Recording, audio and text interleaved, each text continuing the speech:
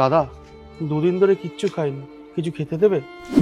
দেখো খাওয়ার তো আমার কাছে কিছু নেই, এ নাও এই টাকাটা রাখো, তুমি যা খাওয়ার এর মধ্যে খাবে আর বাকি টাকাটা আমাকে এসে ফেরত দেবে, আমি এখানেই দাঁড়িয়ে আছি। আচ্ছা দাদা, আমি খেয়ে দিয়ে যাচ্ছি। সত্যি দিয়ে যাবে তো? হ্যাঁ দাদা, আমি সত্যি নিয়ে আসবো। ঠিক আছে যাও, আমি এখানেই অপেক্ষা করছি। আচ্ছা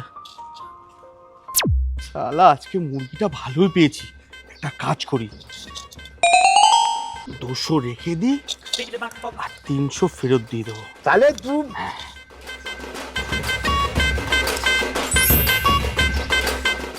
এই যে দাদা, তোমার 300 টাকা ফেরত।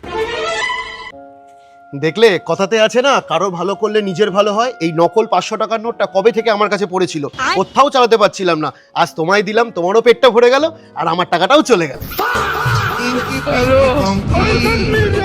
Daddy bought the donkey down.